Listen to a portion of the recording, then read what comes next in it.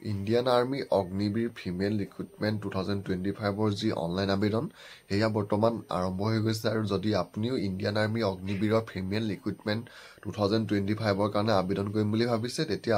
আপুনি এতিয়াই Indian army অগ্নিবীৰৰ যোনটো অফিচিয়েল ৱেবছাইট আছে সেই ৱেবছাইটটোত গৈ আপুনি ইয়াৰ কাৰণে আবেদন কৰিব পাৰিব আৰু Indian army Agniveer female recruitment আপোনালোকৰ যি অনলাইন আবেদন সেয়া আৰম্ভ হৈছে 12 মাৰ্চৰ পৰা আৰু ইয়াৰ আপোনালোকৰ অনলাইন আবেদন কৰাৰ লাষ্ট ডেটটো হৈছে 10 এপ্ৰিল 2025 তো 12 মাৰ্চৰ পৰা আপোনালোকে 10 এপ্ৰিল 2025 লৈকে এই ইণ্ডিয়ান আৰ্মি ফিমেল অগ্নিবীৰৰ যি ফিমেল ৰিক্ৰুটমেণ্ট আহিছে তাৰ কাৰণে আবেদন কৰিব পাৰিব তো ইয়াৰ আপোনালোকৰ অগ্নিবীৰৰ ফিমেল ৰিক্ৰুটমেণ্টৰ যি ডিউৰেশ্যন অফ ছাৰ্ভিচটো হ'ল আপোনালোকৰ 4 বছৰৰ কাৰণে তাৰপিছত নেম অফ মিনিষ্ট্ৰি হ'ল মিনিষ্ট্ৰি অফ ডিফেন্স ইণ্ডিয়া তাৰপিছত আপোনালোকৰ জব লোকেশ্যনটো অল ইণ্ডিয়া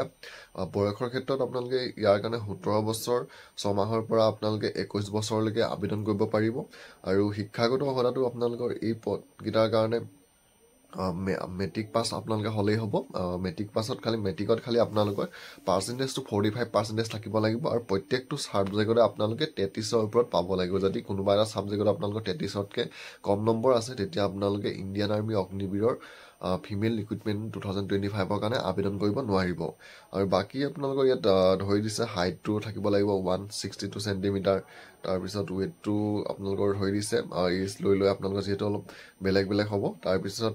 এক্সামিনেশ্যন ফিজটো আপোনালোকৰ কিমান হ'ব সেইটো ইয়াত আপোনালোকৰ ধৰি দিছে তাৰপিছত আপোনালোকৰ ইয়াৰ যি অনলাইন এপ্লাই সেয়া বৰ্তমান আৰম্ভ হৈ গৈছে 12 মাৰ্চৰ পৰা